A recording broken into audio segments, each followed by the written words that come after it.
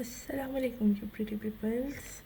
तो आज हम करने जा रहे हैं 9th सी मैथ्स। ठीक है, साइंस ग्रुप की मैथ्स है, हमें इसकी प्रैक्टिस करनी है, हमें पूरी बुक कंप्लीट करनी है और मैं आपको पीडीएफ नोट्स वगैरह साथ साथ प्रोवाइड करती रहूँगी ताकि आपकी तैयारी बहुत अच्छी हो जाए। तो सबसे पहले हम लोग इसके एक्सप्लेनेशन पे आ जाते हैं, थोड़ी सी एक्सप्लेनेशन करेंगे तभी तो हमें आएगा। तो मैट्रिसेस पे जाते हैं। Matrix is a main definition. ठीक है, मैट्रिक्स इज़ द अरे of a formation of a correction of a real number. Matrix क्या है? Collection of a real number. ठीक है, अब अगर हम इसको करें तो मैट्रिक्स, सबसे पहले हेडिंग डालें मैट्रिक्स की।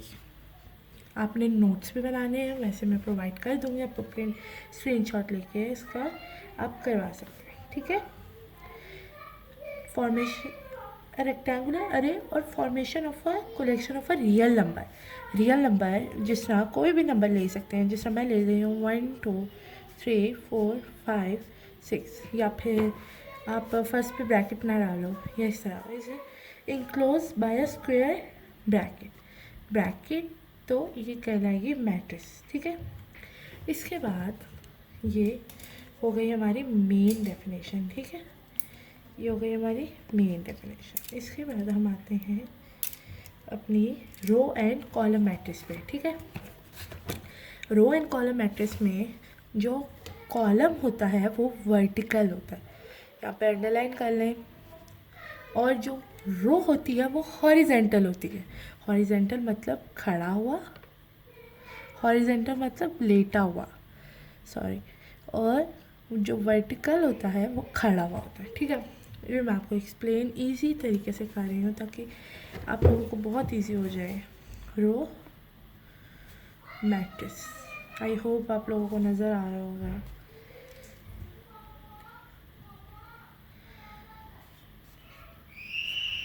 रो मैट्रिक्स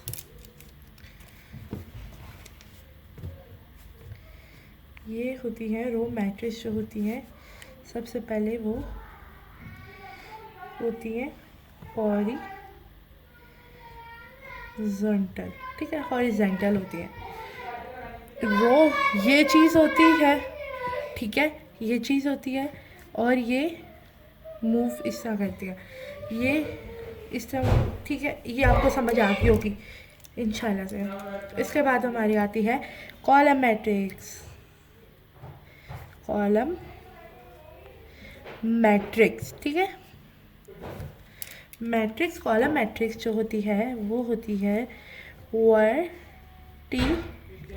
ठीक है, और ये डाउनवर्ड मूव करती है, मतलब कॉलम होती है ये। ठीक है, इसके बाद अगर हम एग्जांपल ले लें, यही 3x3 की मैट्रिक्स है, 1 2 3 4 5 6 7 8 9। अब आपको समझ आ जाए तो मैं दूसरे पेन से कर रही हूँ।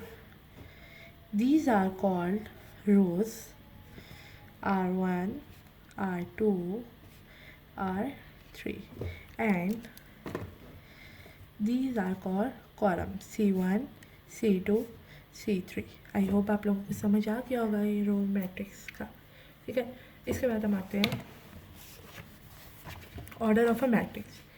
Order of a matrix definition जो है मेन, वो यहाँ से शुरू हो रही है, यहाँ से if a matrix M has m rows and n has n rows said to be an order of a m by n। ठीक है, मतलब ऑर्डर ऑफ अ मैट्रिक्स है। ठीक है, हेडिंग डालेंगे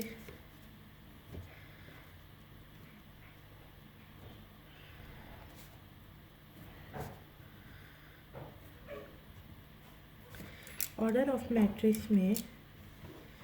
अब मेन चीज़ जो होती है m, पहले हम देख लेते हैं कि इसका होगा क्या। सबसे पहले इसमें रोज़ आएंगी, रोज़ बाय कॉलम। आप जब भी इसका वो लिखेंगे, ऑर्डर लिखेंगे, तो रोज़ पहले आएंगी, कॉलम बाद में आएंगे। अब मैं मैट्रिक्स बनाती हूँ इसके। ठीक है, ये मैंने बना ली मैट्रिक्स, और इसमें मैं करती हूँ 1 2 3 4 5 6 ये इधर, और 7 8 9, रो 1 रो 2 रो 3। ये ज़रूरी नहीं होता ये लिखना, लेकिन मैं आपकी एक्सप्लेनेशन के लिए इसको कर रही हूँ। C1 C2 C3। तो इसका मैट्रिक्स का जो ऑर्डर ऑफ अ मैट्रिक्स है वो क्या आ रहा है, वो 3 3 3/3 का। लेकिन अगर हम इसी की एग्जांपल लें किसी और मैट्रिक्स में, जिस तरह 1 2 3 4 5 9, ठीक है। अब अगर हम ये लें तो इसका ऑर्डर क्या होगा, सबसे पहले हम रोज़ देखते हैं इसकी। R1 R2 C1 C2 and C3। तो इसकी 2 रोज़ हैं और 3 कॉलम है, तो इसका आएगा 2/3। ठीक है, आई होप आप लोगों को समझ आ गया होगा। Equal matrix,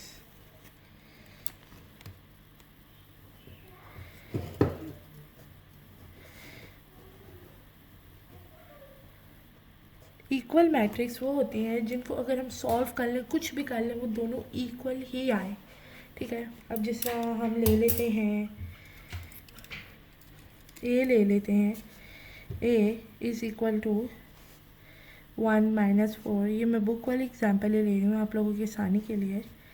and B is equal to 1 - 4 2 + 1 and 4 - 2।